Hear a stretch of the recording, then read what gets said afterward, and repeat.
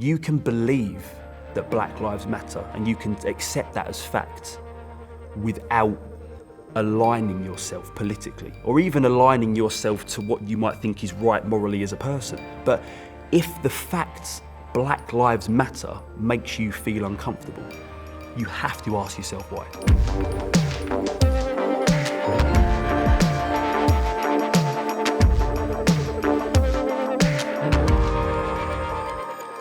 Ashley, good to see you. Good to see you. Thanks for joining us. No worries. I guess before we start on some of the big subjects we want to talk about today, how have you been, not just this month, but this last 12 weeks? How have you been coping with what's been going on in the world just generally? You know what, I actually, I'm going to sound really pessimistic from the get-go when I say that I don't kind of enjoy overly optimistic attitudes, right? I like realistic attitudes kind of like sprinkled with optimism. That's how I approach things. And so I feel like this year I really got hit by the negative aspect of it at one point. It was really tough. We were locked down. I didn't know where things were going to be going. I had a son in lockdown, had a baby in lockdown, which was amazing. But actually, funnily enough, in the past few months, I've really started to see the incredible positives in a way that have come from this year, and also the positives that have been born from some of the negatives of this year. It's almost forced me to think differently, change perspective, and I actually think this year, for me on a personal level, has been just a really important one, for growth and perspective, and I'm actually really grateful for it. So feeling good in general. That's good. Yeah. Are you someone that deals well with solitude, isolation, that aspect of what we've all been having to go through? I mean, you work very much in a team environment with diversity. How's that been in terms of, I guess, keeping more to yourself and more to your inner family's kind of sanctum? You've been coping well with that? Yeah, I think so. I thought I'd be better. Do you know what I mean? Well, I think everyone did. Yeah. I thought I'll be fine. But actually, I sort of take for granted in a way, how much I thrive off of and appreciate social interaction. But like you said, I've been around the group, I've grown up in a group. I don't really use the word I. If I have an opportunity or I'm able to go somewhere and do something, I think about my team as well, So I sort of do. I think in the sort of context of a group a lot. So when we were locked down for so long, and it was more about me and my close family and it was definitely different, and I missed them a lot. But we got by, and it was actually just magical spending some time with my babies and my son. How did were you keeping sort of your daily practices going in terms of exercise? How were you communicating with the group during that time? Did you form a bubble of the team, or? Yeah, do you know what? Not at first. Not at first. At first, we were sort of separated, and we weren't allowed, to the studio. It was a bit crazy at first. Right? Lockdown came, and it was what does this mean? I didn't even think I was allowed to go out driving in the car at one point. But you know what? Once we got more used to it, we got into the summer of the year, and me and the rest of Diversity formed a bubble, and we were out, performing, doing shows as normal, training, and that was really nice to get some normality back.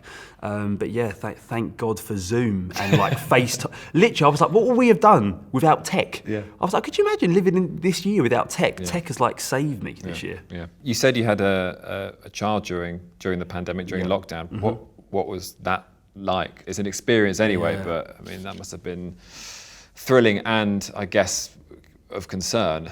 To put it lightly. I mean, it was incredible. It was right at the start. I think it was first week or two of lockdown. Wow. And I remember that it was you're kind of in your own bubble.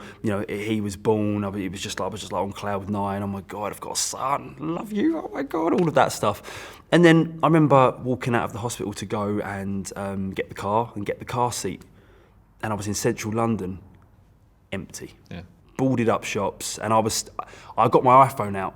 And I was in the middle of the road, and I was just to let you know, son, this is what the world looks like as I walk to get the car to come and take you home. I didn't know what was going to happen. I was it sounds so dramatic, but I was is this the start of the end? That's at one point, I was I don't know what's going on here. London was empty. Yeah. And I was bringing this sort of the vulnerable little baby back home. So it was a little bit scary at one point.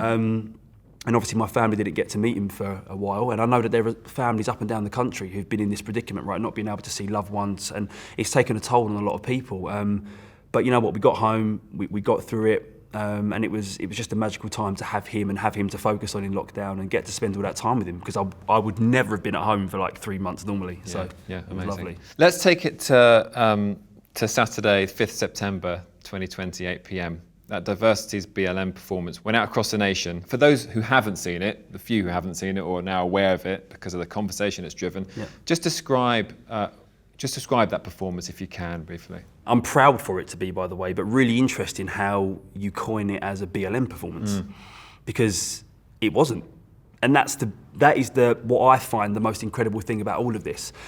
The Black Lives Matter element of the routine and of the performance is the part that has stuck with people, which, like I said, I can't reiterate enough how much I'm proud of. But the performance itself was supposed to be a roundup of everything that we'd felt in the year. You know, not everything of 2020, it'd be impossible to do in 4 minutes, but it was supposed to be a sort of a summary of the things that have affected us, from lockdown to COVID to, you know, people standing out in the streets clapping the incredible NHS, you know, at 8 o'clock on a Thursday, you know, that idea of unity, the idea of hope. And obviously as part of that routine, it would be impossible to ignore how much, you know, the Black Lives Matter sort of movement, if you like, and the idea of racism coming to the forefront of global attention is apparent. It's here and it's right now. So in our summary of the year, it was impossible for me not to sort of like reflect upon it. But our performance has become somewhat of a symbol, if you like, a sort of a moment in race relations in this country. It became a debate. It was on every newspaper, in all of the mainstream press for 2.5 weeks. And I can't think of another performance that has caused that sort of uproar and conversation.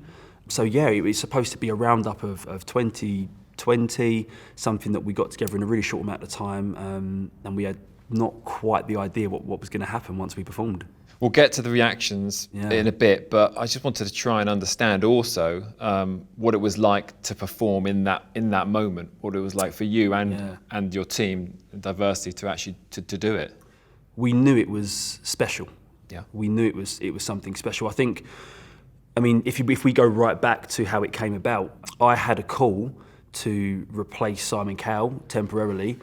And the same phone call pretty much was the call that they said, and obviously it feels right to, you know, come out, perform in week one, you know, go onto the panel. In other words, just really make your mark and say, I'm here to replace Simon for this set of live shows. But what a lot of people don't know is that only happened about 6 or 7 days before the show itself. So this was actually sort of like the purest creation process I've ever gone through. Normally I would have weeks to sort of right, how can I create something? What do I fabricate? And it comes from a real place, but I sort of like sit there and break it apart and then shine it up again and put together this product for people. Whereas I didn't have time. I had to write this overnight. And so I literally sat and just said, what do I want to say? What do I think needs to be said? This is such a huge platform. I was like, what can I do? It feels too important for me to go on there this year, pick a great track and show off a little bit. It didn't feel like that moment to me. It felt much bigger. And I'm also like a great believer, right, in the fact that I don't think I created anything, if I'm honest. I think it sort of came into me and then out of me. Like it was just a platform that was there. And I think that performance and the routine was always supposed to happen. The really short amount of time we had to get it together. We went there on the day, you know, we had one take, even though it was pre-recorded, we did it as live, and everything just slotted into place. And before we knew it, the performance had gone out live on television and everything started. And literally, from the moment of first hearing it on the phone to everything kicking off nationwide, we're talking like, I don't know, 11 days. It was that quick of a turnaround. Amazing.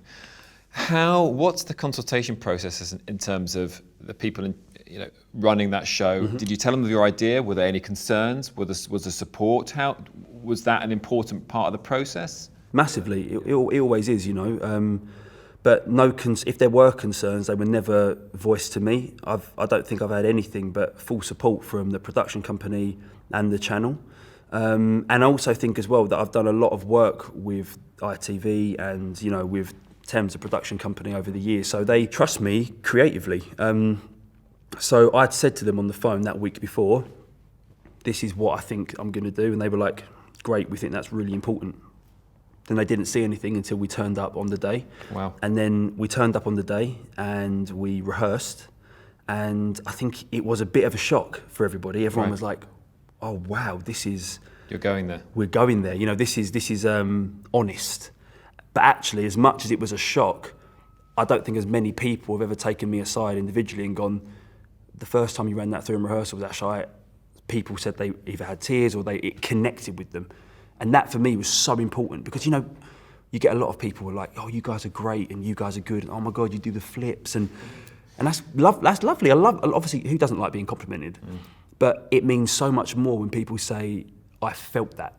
That meant something. To be able to do that with your art, it's the ultimate gift. So in a moment like Britain's Got Talent, going full circle, being a judge on the panel, which was huge for me personally, and then being able to take something that was so close to my heart and perform it on the same night, that sort of like 2 hours of TV was probably the most important 2 hours of TV, like aside from winning, in my life to date. Yeah, I mean, I understand and I agree. It's a big moment. The reaction from the judges initially, what was their reaction? It was different again. Like Alicia was crying, really got her from, I think, 30 seconds in, and same Amanda and David were really sort of taken aback, and they just said to me when I got back to the panel that they were just overwhelmed by sort of not just the execution of what we did, but also how we told a story, and it really connected with them, and maybe connected with them in a different way than Alicia.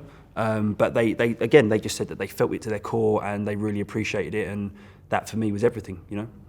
How quickly were you aware of both the huge, wave of positivity, which I know, and positive reactions you've had to that performance, from your colleagues and from people in the industry, but how aware were you of, I guess, the scale of the negative comments, the negative reactions? How quickly did that happen? I think I was aware before anybody else, if I tell you the truth, because in all honesty, we're just not used to getting negative feedback. So even the first negative tweet, I was like, oh, and then 2, and then 3, and then 4, and then 5. Oh, okay. And for me, I noticed straight away because they were coming through steady enough. But if I'm honest with you, the initial wave was positive. It was love, and some people were shocked, some people were taken back, but it was generally positive. And I was like, I'm starting to feel there's a little bit of upheaval here. Some people didn't agree for various reasons, but I'm definitely starting to feel a little spike of negativity. And people were like, oh, no. And I was like, no, I really think it's there. And it was probably, I would say, 24 hours after that I've really sort of started to notice and started to feel it. And that was on your social feeds, you're on Twitter, on Instagram, through the medium of social media, I guess, where you're connecting with that. And the headlines, to be fair, sure. And the sort of press headlines, because a majority of the press headlines weren't, diversity does performance to celebrate the NHS, or diversity does performance to, bring together the idea of 2020. It was diversity have received 1,200 complaints.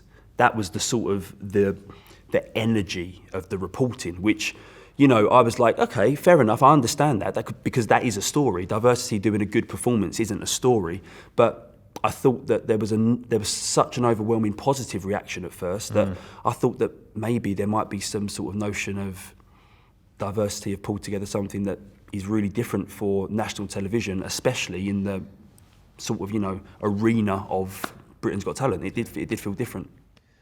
I mean, you're right, the media did hook onto that number of complaints. Yeah. Did you feel that was unfair, that should have been the headline, rather than going with the fact that this was a powerful performance with something that needed to be said? I think if I sit here and call that unfair, I'd have to call myself naive as well. I've been in the game long enough to understand that, a story is a story, and for us to go on to Britain's Got Talent and do that performance and receive 1,200 complaints overnight, from an act that doesn't ever receive complaints or negativity, I understand why they run it. It's interesting, right, if you like. But isn't it a shame that, in a way, that people couldn't say, did you see that performance? Whether it connects with you positively or negatively, this is something that summarises what's happened to us all, go and watch. I mean, that's never going to be the headline, but I wish it was. I mean, that's the thing, isn't it? Some people were saying that they agreed with the sentiment, they agree with the messaging, but Britain's Got Talent wasn't the right stage for that kind of message. What's your reaction to that? What is the right stage? I mean, like, it's the right stage to talk about, personal loss, or to bring that into performance, or to bring, patriotism, or to bring a beautiful story this year about a dog and about the kind of the dog trade and the dog markets. And, we talk about climate change, and we talk about so many issues that affect us as people. Yet, if I bring 20 seconds of the idea of racism into a performance, all of a sudden it's not the right stage. And you have to ask, why? Why can we talk about a multitude of other issues, yet me as a creative and an artist, something that has affected me, impacted me deeply, and also been global news for the past month, I'm not allowed to talk about? And you have to kind of wonder why. Does it worry you? Does it worry other members of Diversity that are part of that performance? Does that show a significant problem with British culture? I think a significant problem is an idea of perspective, right? I feel like to some people there is a massively significant problem, and to others there is no problem. And it is that spectrum, for me, that's the problem. Do you know what I mean? It isn't sort of like, I can't pin it into one specific moment, but the idea that there are some people that didn't even really know that racism still existed, that's the problem for me. That's why it's the right stage. That's why I'm so passionate about creating these performances. And I'm also really passionate about freedom of speech and about open conversation and opinion. I love this country. That's why, why I love living here, and that's one of the beautiful things about living here, the fact that we can all speak our mind. But if the moment I, as an artist from a show like Britain's Got Talent, can't use my 4 minutes to say what I like and have it come from the heart, and not even say it offensively, but just say it honestly and artistically, that's an issue. Were you concerned about how, and I'm sure there was deep consultation with your team members, were you concerned about some of the team members about how they would cope with, as you said, the group had never suffered any kind of negativity in the past. You must have known to some extent this would garner a reaction that may be negative to some. Were some team members worried? Were some of your family members worried about it? Not one person was worried. Not one person was ever hesitant. But not one person was silly enough to think that there wouldn't be some kind of backlash. Everybody knew what we were going into, and everybody knew that there would be a lot of disagreement from people. But if I'm honest with you, if I'm 100% honest, I don't think we anticipated the level at which this would cause a sort of uproar. To be sort of the second most complained about television moment in the last decade. And the only reason, if I'm honest, we didn't get to number one was because Ofcom replied before we got there. We only had 1,000 votes left. We were climbing the charts. Yeah. But honestly, I was really hoping for number one at one point. But yeah, to become the second most complained about television moment of the decade, with pretty much 25,000 people took the time to fill out a form and complain. That came as a bit of a shock, and the sort of the constant barrage of insults and racism, and also just negative energy constantly at my neck for days and weeks after, again, came as a shock. It didn't faze me to the point where I sat down and thought, what had I done? What it did was open my eyes and made me go, wow, Ash, you've really touched a nerve. And yes, the performance was important, and you always knew it was, but it made me realise how important. The moment it all started to come to the surface, I thought, this was so necessary. You put out on social media a screenshot of a tweet you received where someone called it criticism. Yeah. And you were right to say it's not criticism, what you received, it's racism. It's racism. And to the extent that I'm sure that you, as you said, the barrage that must have been aimed at yourself, and even Alicia Dixon, who came out and supported you with a statement piece of jewellery. Yeah. You must worry about you must worry about it. It must be very easy to get despondent. Of course it is. I think the one saving grace is the fact that, as you mentioned earlier on, we are a team. Diversity isn't a person. Diversity is a network, group of people who kind of stick together and operate in a bubble. So without each other, if I was receiving it on my own, no, I don't know how I would have coped or how it would have felt. But it affected me enough to, you know, make sure I rang home and say to my wife, you know, like, put the alarm on.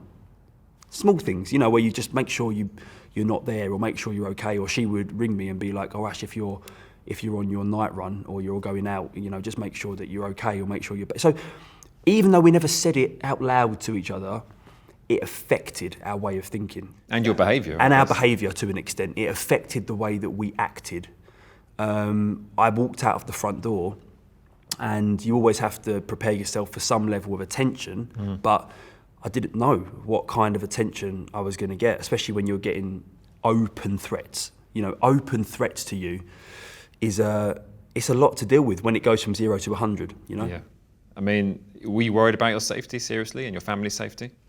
At points, I think, enough to, I didn't know where it was going. So there were points when I was genuinely worried, you know, points when I would think to myself, will it be safe to go here or go there? And even now, you know, sometimes I'll look and go, that could be a group of people that really disagree with me. And you don't know how they're going to, when you put your neck out on the line for what you believe in, you know, you don't know how people are going to react, especially with something like so raw as this. It's something that's embedded and raw and real, and you know it's caused a pretty visceral reaction from people.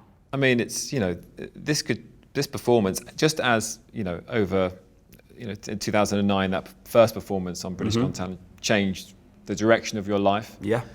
This could very well do the same thing. Yeah, absolutely. Do you know yet where it's taking you, in which direction it may take you? Are you ready for what may come? It already has changed the direction of my life, if I'm being honest.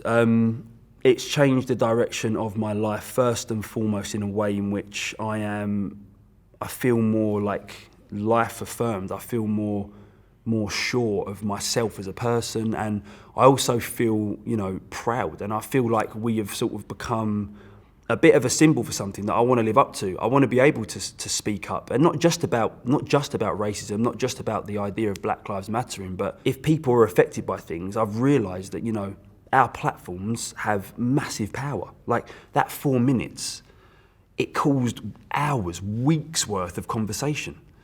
So from now on, I don't quite know what that journey looks like, but I genuinely think it's changed the way that I view the kind of like the power we have in a way. How difficult has your journey been within the British television industry since that win, I guess, your climb to the top? Because I can't believe it's all been, you know, it's all been roses. I'm sure you faced your own prejudice and your own challenges along the way. Nothing worth having comes easy, right? And I think a lot of people will look at diversity and at myself and think, well, you know, you won Britain's Got Talent. A lot of people, if I'm being honest, have said it over the past 2 weeks. Well, how can this be, you know, a racist country? We voted for you. Right. And I want to say so many things to that statement. I want to go, well, firstly, I never called the country racist. Secondly, the idea of using the word we in that sentence puts me on the outside when I'm British. I'm also mixed race. I've got a white mum and a black dad. That statement is racist, if you ask me. But the idea for me that, you know, it's all been easy, you're absolutely right, it's not true.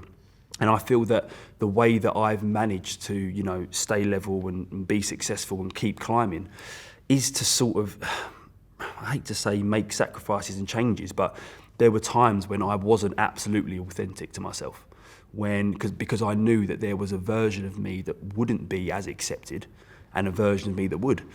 And you know, you go on that journey, and you know, now I'm older, I reach a point when I'm prouder to be me than ever. And that's why this performance was so important to me, because it was authentic to me. And if I'm honest, it was something that I don't know if on the way up I would have had the confidence to have done 5 years ago. But I do now. So yeah. I don't know if you can tell me some examples where you've had to make that sacrifice in the face of what you could consider your genuine self not being accepted in that industry. Oh, it can be anything from the way that you portray your art, the music you choose, the clothes you wear, the way you speak, the way that you walk into a building, the friends you take, the choices you make, you know, some of the more authentic choices, I suppose, that come from my background, you know, like history, the cultures I love. They are things that, you know, I think to myself, oh, perhaps, I remember at one point I had hair, I had cane rows, I had braids. And that was authentically me coming into it all. And I remember at one point thinking to myself, there's no one else on TV with, like, you know, necessarily with plaits like me or whatever, or a long ponytail. And I'm like, can I see myself hosting prime time, like BBC One like this? Maybe not. And it wasn't such a conscious choice, but I remember thinking, oh, you know, I'm on the up. Let me shave it off. And you kind of go, no, it's so not the right step. And it's really interesting. That probably comes from being younger. You know, even to have my hair braided the first time, I had to, you know, it was a meeting. I had to go into school, and they kind of had a class, you know, get together, all the head players, to see if I was allowed to braid my hair. And, you know, I was the only black kid in my year, you know, so it was a big deal to them. People coming up to you, prodding you, like, oh, why did your hair stand on end? So my hair is a prime example of like I feel a change I made about myself. In order to sort of reach some level of acceptance, maybe, you know? Where's that acceptance coming from? When you walk into, you know, a television production company, when you're right from the beginning, from early on, are you seeing people like you? Are you seeing young black men in charge and making decisions? Or is it not that kind of industry at all? Of course it is, and there are opportunities. I think that to say there aren't opportunities isn't correct.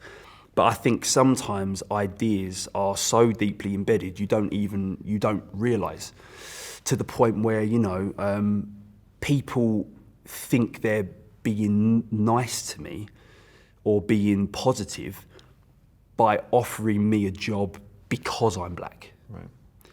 Which is the oddest backhanded compliment you can ever receive. You know, it's almost like this idea of, oh no, it's great, and you'd be great as well because you're diverse, so that almost kind of will get you a step ahead. Right.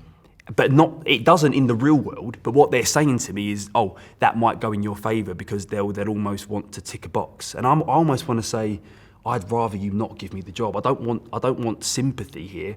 I just want equal opportunity, and there is a difference. And I think how people come at giving you opportunity is a difference for me, massive difference. Let's go back a bit further, if we can, back a bit to your childhood. I know you've mentioned it before briefly on social, but for your parents in the UK and having a mixed race child in the UK, it was tough. Yeah, at that point, absolutely. How quickly were you aware of that, I guess, when you were younger? Early, really early. I've been involved in my mum and dad's family business, you know, producing shows and working at the studio since I've been about 12. So I've seen instances quite early on of pretty open racism, to be fair. How did you deal with that as a young kid? How did it shape you, I guess, into a young man? By making me think it was normal to some degree. It didn't shape me negatively, it just shaped me. So I remember there was a time when my mum had produced a show, and she was taken politely to the side and just said that there were one too many black models, basically. And I was with her, I was next to her, and I'll never forget it. And she was almost like, so you want me to send people home? And they're like, well, just if we can by tomorrow at least, sort of, you know, just essentially de-black it. Oh my gosh. But bearing in mind, we wasn't talking about 100%, we were talking about there might have been a third of the models that were black. And my mum, obviously, mixed race family, mixed race kids, black husband, you know, she didn't really think anything of it. She was picking the people that were best for the job. And I remember another instance when my mum was going to go in and pitch for a job. And she was like, I just don't know the numbers. I just don't know it as well as you, to my dad. And he's like, but you know I can't go in. And she's like, oh. And I remember being in the back of the car and just watching them chat and go over this pitch, and she's trying to learn it verbatim because she doesn't really know it well enough. And my dad's the right man for the job, but not because he's black. Yeah. She kind of walks in, we're sitting in the car for an hour. She comes out and she's like, and I'm like, yes. And I sit here now as an adult and I go, how messed up is that? Yeah. You know, and these are just like some of the things. You know, I don't think and this, you know, again, what really annoys me, a lot of people get onto me about, oh, you know, you haven't had a hard life, you haven't been oppressed. How dare you almost, you know, stand up? And I'm like, firstly, you don't know a thing about me. Secondly, you know, if you probably don't have any idea what it feels like to feel those things. You know, I actually have been lucky. You know, yes, I was bullied in school for, you know, being black. I had, you know, these instances of growing up with my mum and dad where I've seen sort of like professionally how they've had to dodge cones and dodge hurdles. And in a way, we're lucky in that respect to be a mixed race family because we had an avenue that was, you know, that could get around it. But yeah, anyone that tells me that racism isn't real or that I can't speak up because I haven't experienced it, they are part of the problem. You mentioned briefly about your time at school. Again, how difficult was that to go through? How did that shape you? How did that not, I guess, turn you into someone frustrated and angry at the system that's right in front of you and oppressing you, as you said? I think it didn't turn me into that person because I have so much love around me as well. School was actually like not the biggest part of my life. You know, coming away from school, going what I call home to East London in a way, and training every day. My friends were there, my life was there. But I actually went to like a small private school, you know, out in Essex, which, you know, I loved a lot of, but there was just a lot of ignorance and a lot of people who just weren't used to people like me. I mean, I was the only black kid in my year, nearly in my school. And you know what? It does shape you to a degree. I would walk sometimes into a room or like a new like party or new event, and I would go, oh, I wonder if they notice. So it wasn't something that was just me. It was something I noticed and I thought about, because if I went a week without any sort of slur, you know, it was just school ground, you know, kids being kids, bullying happening. But in the same way you had a kid who might have had a mark on their head, or someone who had really big feet, or someone who couldn't afford cool shoes, I was black. And it came in the list of things to make fun of. So, you know, I was used to it being a part of my growing up. So it definitely, as I got older, started to shape me. But I also realised that where I went to school was a small world, because when I came out and I was back in London and I was back in what I call like the life I loved, it was so not a thing. So that's also shaped me. Seeing both worlds has given me like a really unique perspective on, and actually makes me realise that sometimes all you need is conversation. People just need to be introduced to it. Dance, that I guess took you away from one world and you entered that world. Why dance though? That's why. Age 14 was it? Oh no, I mean earlier than that. My dad had a boxing gym, East London, and then he turned it into a dance studio, ballet school for my mum, and I was there from 3. So I literally was just in the corner in a buggy, and it was one of those things that just, it would be weird for me not to dance, you know, to create and produce and dance.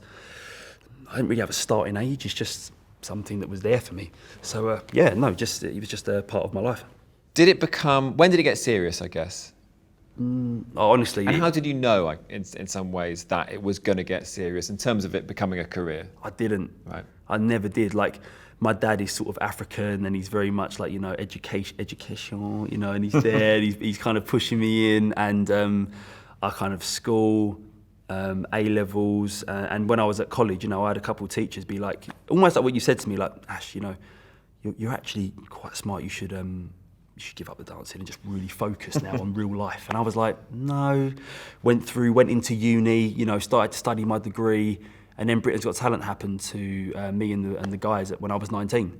So I didn't really have a chance to ever get my head on like straight and think, right, real life. I was just kind of going and just hoping that one day I would find my calling, and I did. Yeah. How cutthroat is that world of you know, top level dance between the troops? Is it really competitive, or do you all kind of, you know, lift one another up when a troop does well? You know what? Every country is different, but the UK dance scene is actually pretty tough. It's small but tough actually, and we weren't ever in it. We were sort of like, we were a little bit separate out in Essex. Diversity have always been our own like kind of crazy little bubble, and I just literally love all the guys to bits. Like, we've been together now 20 odd years, and it is quite cutthroat. Competition is real, you know. The dance scene is quite small, but yeah, we're just sort of really proud to just now create our own bubble, our own shows, our own tours, our own TV shows. So we've got like our own little ecosystem going on. Let's go back just to a more serious issue, I guess, just again. George Floyd was murdered in May, horrifically, shook everyone to their core. Where were you and how did you react? I was sitting in bed and I saw it on Instagram, I think, or it might have just been on news or whatever it was, and the first thing I saw was the video. And you know, the first thing that came to my head, this has happened again. It was like a person's knee in his neck, and I was thinking, oh my gosh, this looks horrific. But nothing could have prepared me for that, you know, that 9-minute, like, just horror, what I watched. And I remember that when I saw it, I posted almost instantly, just impulsively. I was like, I think my first post was, it was like a picture of George Floyd, and it was something like, I'm not in the country this happened, this doesn't affect me directly, but I want people to hear this man's name because what has happened to him is horrific, and I need as many people, as much reach as I have, whether it affects you or not, please watch this and let's talk about why every inch and every moment, every second of this is wrong. And I remember posting straight away before it was really a thing. And then I remember over the next like 48 hours, more people started to pick up. But yeah, I didn't wait for anyone to post. I didn't wait to see if it was going to be spoken about. I just responded because it shook me right to my core. Some of the criticism that came after you and your teammates after your performance was, listen, this isn't the US, this isn't the States. We don't have these issues, these problems in the UK. How do you feel when someone says something like that? That's the perfect response to it, isn't it? It's happening somewhere else, let's ignore it. I mean, I don't know what else to say. I mean, short of the fact that, yes, we do have problems in the UK, let's just assume what they're saying is correct for a moment. So that means then that we should ignore it because it happens somewhere else. I don't even have to go deeper into the argument to dismiss that one. I'm like, listen, if that's how you want to live in your own small bubble, live there, you know. But me personally, if I see an injustice, I like to speak up about it, no matter where it happens. If I'm honest. I agree. Were you compelled to take to the streets like so many people did do? Absolutely. Did you go on a protest? Did you manage to do that? I was like so compelled to.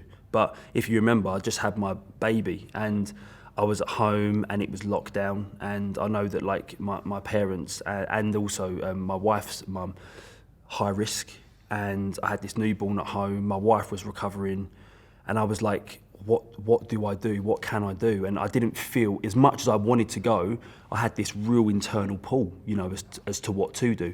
But at the same time, I thought to myself, I see so many figures and great people, you know, shouting loudly. I was doing my bit from where I could, and I knew deep down that when the moment was right, I'd be able to make a significant contribution to it. We have a Prime Minister that has referred to black people as pickaninnies with watermelon smiles, and Muslim women who wear burqas as looking like letterboxes.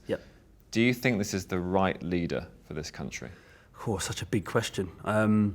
I think the bigger question for me is who is the right leader. You know, I'd love to find that perfect person. And whether or not I think Boris is the right leader is a question that is so heavily, it's so heavily sort of tilted. You're basically asking me, what is my political stance and who do I think is right to lead the country? You're right. That's exactly what you're asking me. And you know what, I like to, in a way, go to myself, you know what, who did I vote for? Did I vote Conservative? No, I didn't. So arguably you could say that I didn't think at the time of voting Boris was the right person to lead the country. But you know what, that's again, what do I say? You know, do I think that Boris has done certain things right? Yeah. Do I think he's done things wrong? Yeah. Do I think he's said outrageous things in the past? Absolutely. But what do you do? I'd love someone to present me the sort of perfect candidate. I haven't seen him yet. How about yourself, Ashley? Entering politics? Oh, absolutely not. I feel like, if I'm being honest with you, I actually enjoy politics. I love politics, but I think that you can actually change just as much sometimes from outside. I was only with Marcus Rashford the other day, and I just said to him, what you've done with like essentially a few tweets, some phone calls, and some persistence, you've probably had a bigger impact than a lot of MPs might have had after fighting for that for a long time, and that in a way says so much about like the sort of the state of things, how it needs to change. People can fight for something, but Marcus came in and he fought for what he thought was right, and he had that clout and people listened and he made change. So sometimes I think to myself, if you really want to stand up for something, I don't need to be, Prime Minister or MP for my local areas, as much as I'm grateful for those people because they do make change, and they are massively important. Sometimes I go to myself, what, Ash, if you really want to make change, you can do it right from where you are. Yeah. You seem very well set and terrifically well placed and astute enough to be the role model so many people undoubtedly want you to be. Are you ready, I guess, from what I guess you've experienced over the last month, to take that forward from here on in? Or is that now you feel like you've said what you've needed to say for a bit, it's time to kind of go back to the graft and the day job and just sort of keep your head under the parapet a bit? Interesting. I think that my day job is being me. Do you know what I mean? So I think it's going to be impossible to go back to the day job because I am the day job. Like I'm doing it right now. Speaking my mind, creating, that's the beauty like of what I do. Like I almost haven't worked a day in my life. I've worked extremely hard, but like I don't have a job. I just have to work extremely hard and be, So I think that I'll just do whatever feels right to me in the moment, and that's exactly what I did on Britain's Got Talent. And I'm pretty sure that going back and not speaking up for what I think is right is something that's probably in the past for me now. I think that if I need to say it and it feels right and I feel compelled to, I absolutely will. As a last question, I guess, just to get a sense of where you're going and where you might be headed, after what you've experienced the last month, are you still optimistic, I guess, about Britain and about the people who live in Britain? I think I'm more optimistic about this country now because even though the response has been mixed, to say the least, I think that Ofcom's response of not investigating, ITV's response of standing with me and the group and then advertising that fact across the national press in the coming days, I think that the massive majority portion of the country messaging, writing emails, letters and standing with us and saying, even if I didn't understand, we're willing to open our eyes and ears now. That is huge. That is significant. So how can I feel negative about the country based on a few thousand people who are always going to exist? If anything, I see the people that complained and the people that have actually dealt all of the hate and negativity. And let me just, on this moment, can I just separate those two? A lot of people think that I have called the people that complained racist or the people that didn't like the performance racist. I mean, not only have I never said that, it doesn't make sense. If you're absolutely open to not like something, you're absolutely open, you're absolutely free to say that you don't feel that Britain's Got Talent was the right platform because it made you uncomfortable. As far as I'm concerned, that proves why it was right, because where you can go into your front room, eat fish and chips and, be comfortable, there are a lot of people experiencing what we spoke about who can't just turn it off, which is why I feel so passionately about it. But, you can have that opinion. You're certainly not racist. And there are other people out there who are racist and the people who have just been, spewing nothing but racism since it happened. But I want to just say that, the reason I'm feeling positive, back to your question, is because I'm actually grateful for the haters and the supporters, because look, at the end of the day, the conversation is here. I'm sitting here talking to you. It's been in the national press for weeks. And I'm sure that there are a lot of people who have had their eyes open to this to this problem and this issue that wouldn't have before. So I feel positive, I feel proud, and I just feel that, you know, if we can keep these conversations going, then we really might make some long-lasting change in this country. I agree, and that's exactly why we wanted to do this with you, and it's great to continue this conversation. I just had a thought there about what you're going to feel when you're able and your son is old enough to show him that performance that you did at the beginning of September, and what a moment that will be. It'll be I think about that moment a lot, you know, and I also actually try to save as much of the response as I could, not just like newspaper clippings that show it in a positive light, but newspaper responses, press responses, and also Twitter and social media responses that were negative. I've tried to actually save and document hundreds, thousands of them, because I want to show my kids and I want to say, look what happened in its entirety. Here's the bigger picture, not look what Daddy did and oh my God, everyone loved it, because that's not true. I want to show them exactly what happened, and I want to use it as an example to say, never let people put you in a box firstly, but never let people tell you what you are. Do you know how many thousands, hundreds of messages I've received of people telling me I'm a racist, I'm a Marxist, I am an extreme lefty, I've put back race relations hundreds of years, I've this, I've that. And I want to say, you don't know a thing about me. What you know about me is that I did a performance of which 20 seconds made you uncomfortable. What you know about me is that I said Black Lives Matter. And that is an absolute fact. It's the truth, it's a statement, it's a fact. And I will never ever back down from that fact, ever, ever, ever. So I want to sort of, you know, say to my kids, look what happened. This is what we did. This is what we believe in. And not everyone will always like you. Not everyone will always agree with you. But listen, stand by what you believe in and speak up for it, because if you do, you can make change, you know. One thing that's come out of all of this for me that's really interesting is the amount of people that have used what happened and created their own narrative with it. And it's never happened to me before, but using my name and my intentions to further their own ideas and their own narratives, which is really, really dangerous, because I've read so many things that are informing people what I believe, and they are informing people what and who I am. And I'm sitting there going, but wait a minute, you're talking about me, and I know that's untrue. But it's almost impossible to counter the wave of social media, because you're one person. You could have 1 million, 10 million followers. It doesn't, if you keep getting, you know, 100 things a day or 100 things an hour, it's almost impossible to counter the sort of character people want to build up about you. So I think it's important to say out loud, you know, to people, you know, you might hear things about the performance or about me, but what I want to say is, in a way, exactly what I am. I am someone that is like passionately against any form of racism. I'm someone that has always stood up for trying to do the right thing.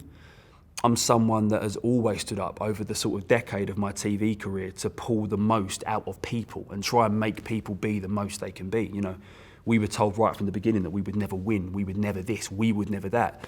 And here we are all these years on, and we're still doing it, and we're still, you know, successful. So I think it's really important for people to understand that I want to spread nothing but love and positivity. And also really important to make people understand that they need to educate themselves beyond what they read on social media and beyond what they hear even in the news. Go out and do research and look into these things. Like the very slogan itself, Black Lives Matter, is so simple, but also at points confusing because of the narrative that has been dragged onto it, which is, if you use the statement Black Lives Matter, you then instantly are in support of the most extreme left ideas that also support the idea Black Lives Matter. And the fact is that that's not true. You can believe that Black Lives Matter and you can accept that as fact without aligning yourself politically or even aligning yourself to what you might think is right morally as a person. But if the fact Black Lives Matter makes you feel uncomfortable, you have to ask yourself why. And at that moment, rather than insult, throw negative energy and try and rip down that fact, I want you to go out, research, educate yourself and find where you align yourself and what you can do to support people that are oppressed. That's the difference. That's what I stand by the fact, I stand by the statement, always will. But that doesn't mean that it comes into my ideas of what I think is right politically.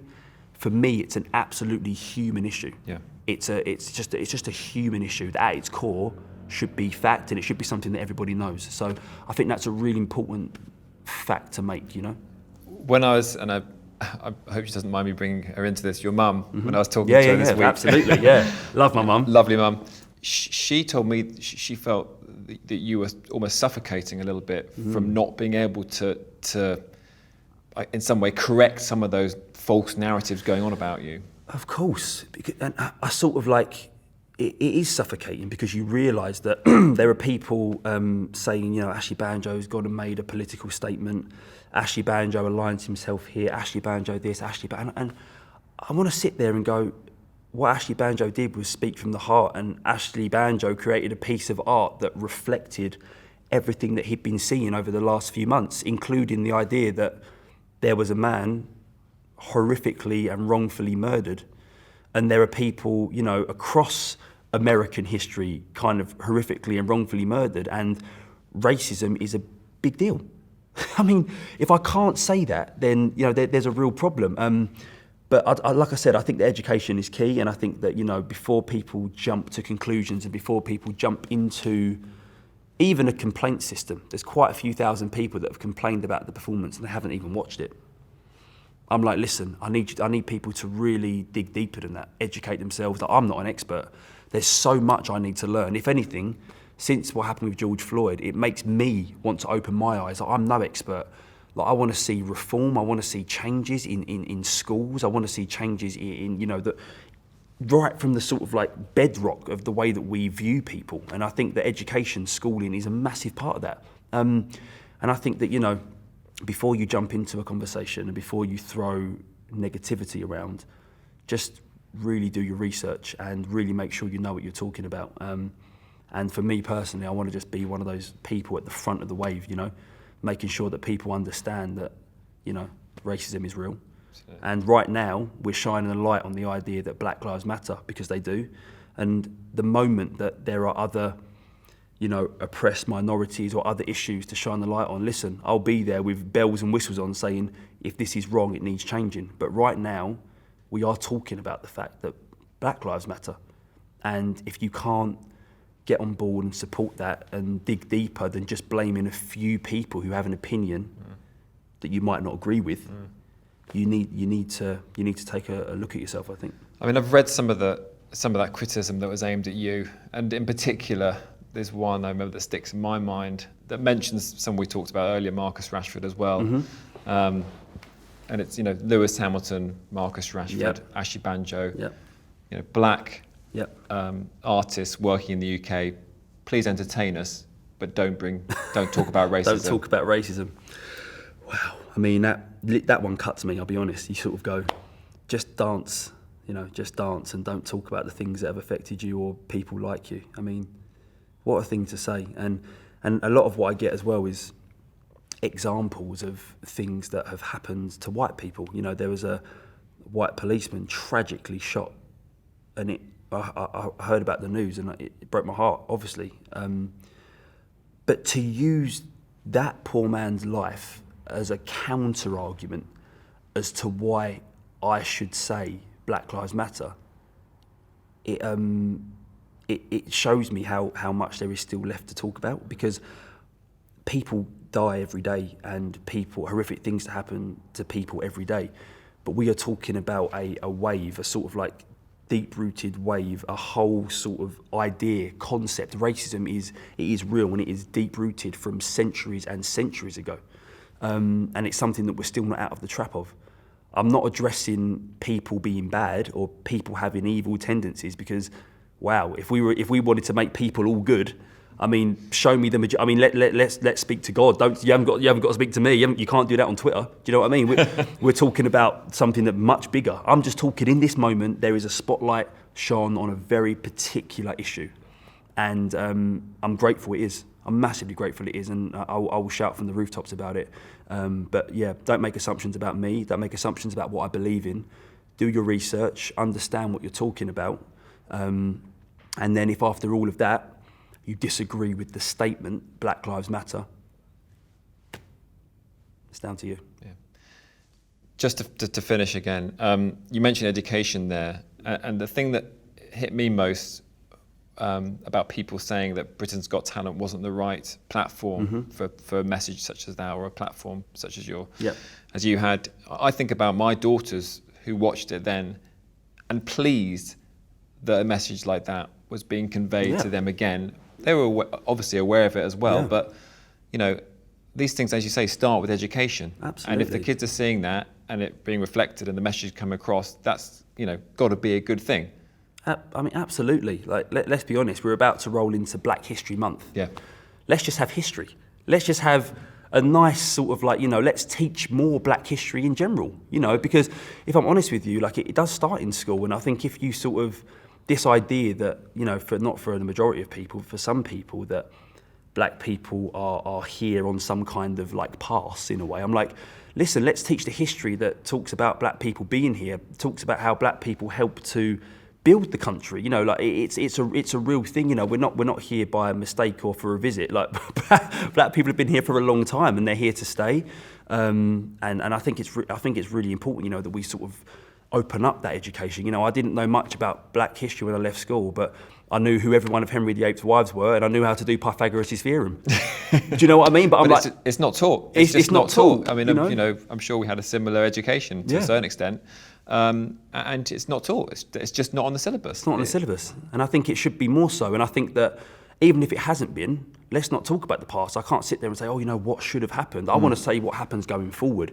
And in the light of everything that's happened in the world this year, I think that we should start to think about teaching more of that history and educating kids more. So when they look across the classroom, it's not abnormal for there to be a Black kid like it was for me in school. It's more a case of, oh, we've learnt about your history and how much, you know, people that look like you have brought to the world and brought to our culture. And I think that from those seeds in, you know, year 6 and 7 in school, it would just open people's minds and change a lot of perception as well. So I definitely think it starts with schooling and starts with education. Fantastic.